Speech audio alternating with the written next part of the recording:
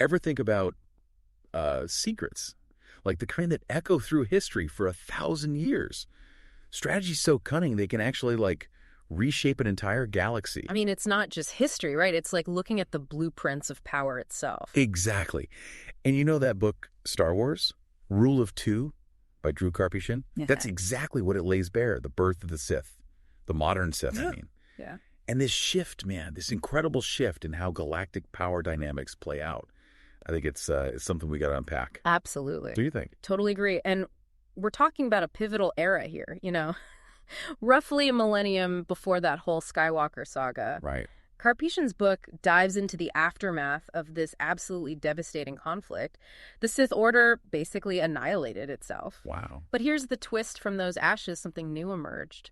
Way more insidious, a whole different way of thinking about power. I'm hooked already. Our mission here, it's not just about rehashing what happened, right? It's about the core philosophy that fueled this transformation. I like that. And its lasting impact. What can we actually learn about power, strategy, the long game, all from this, well, this dark chapter in galactic history. Yeah. And speaking of understanding, analyzing narratives, you know, you might actually find our YouTube channel. It's called Mindful Moments, and our podcast. Pretty interesting. Oh, yeah. Yeah. We use AI and audiobook analysis to dig into themes and narratives like this one. So let's kick things off with the cataclysm on Ruusan. Paint the picture for us. What was going on? Okay, so zoom out for a second. We're talking about the end of the new Sith Wars. The Brotherhood of Darkness is falling apart. Total chaos. Gotcha. And then, boom, this thought bomb goes off. Devastating weapon. It just obliterates anyone who's force sensitive. You know, they're connected to the force, that mystical energy field. Yeah. Gone just like that, within the blast radius. Anyways. Jeez. And what's fascinating is Darth Bane. Right? Yeah. He actually orchestrated this whole thing. He wasn't just a victim. That's wild. It's like straight out of a thriller, honestly. Karpyshyn's novel shows just how calculated Bane was. He manipulated the Brotherhood's leader, Lord Khan, which led to this whole thought bomb situation. But Bane, he saw the writing on the wall, the Brotherhood, it was all infighting all the time. No way to truly consolidate power. And the thought bomb, that was his solution. Extreme, but it cleared the way for his vision. Okay, so thought bomb goes off, devastation everywhere. Yeah. What do the Jedi make of all this? Well, they saw Ruusan, they saw what happened to the Brotherhood. They believed, truly believed that the Sith were finished, eradicated. Makes sense. I mean, look at the scale of the destruction. Exactly. But that belief, as understandable as it was, played right into Bane's hand. It was all part of his plan. And that brings us to this whole new Sith approach, the Benite doctrine. Tell us about this rule of two that Karpyshyn dives into. The rule of two. It's Bane's revolutionary philosophy. He lays it out, right? Two, there should be. No more, no less. One to embody the power, the other to crave it. This wasn't some offhand thought. This was deliberate, calculated. A direct response to the failures of the old Sith ways. Why just two? What's the logic there? It all comes back to that infighting. Bane wanted to eliminate it completely. With just a master and an apprentice, all ambition, all that dark side energy, focused outward. On the Jedi, the Republic, not wasted on internal power struggles. And get this, the system was designed to make each new generation of Sith even stronger. The apprentice could only rise up by, well, surpassing their master, defeating them, actually. So this conflict built right into the system, is it like risky, self-destructive almost? Absolutely. That's what makes it so compelling, right? The masters knowingly training their own replacement, someone who's meant to destroy them. Karpyshyn, he really digs into this paradox. That master-apprentice relationship, it's all built on distrust. It's a ticking time bomb. You know it's going to explode eventually. So the master knows they're going to be betrayed. Yeah, it's intense. Wow. But that tension, that constant competition, that's what was supposed to push the Sith to new levels of power over generations. A long-term strategy.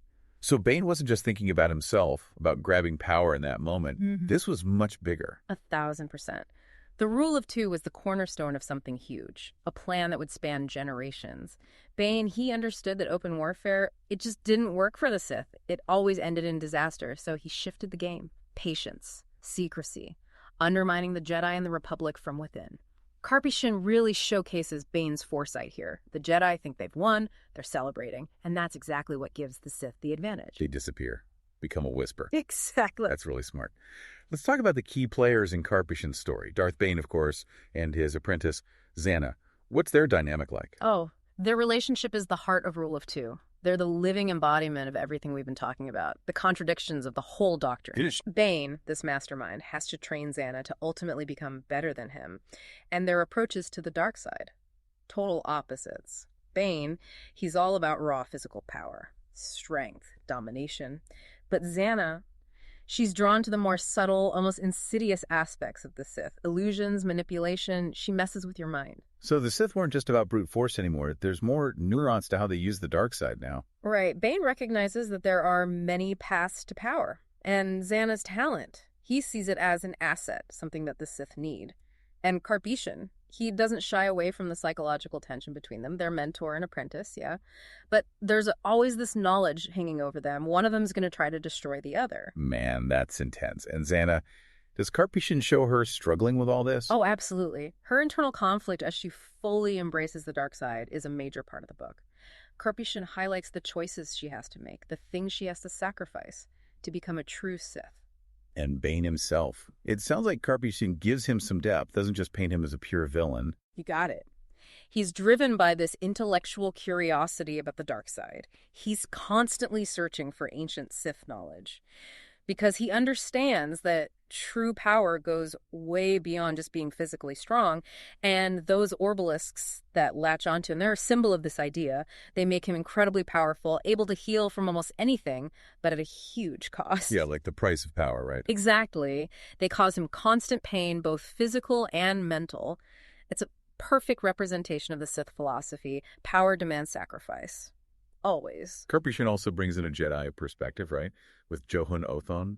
What's his deal? Yeah, Johun Othon. He's a Jedi Padawan. His master was killed on Rusan during the whole thought bomb thing.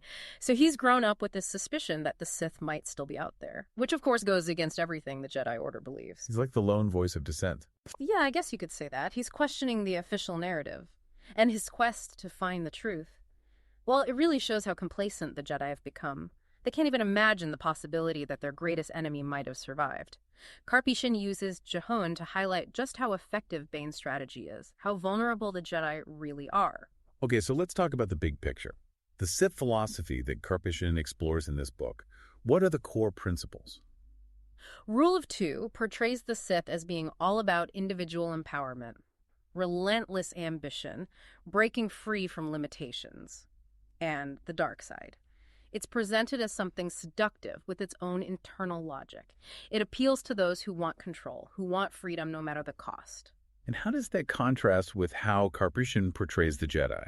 Well, the book, I think it's a subtle critique of the Jedi, you know, how they can become complacent, lose their edge. They're so convinced the Sith are gone that they become blind to the real threat.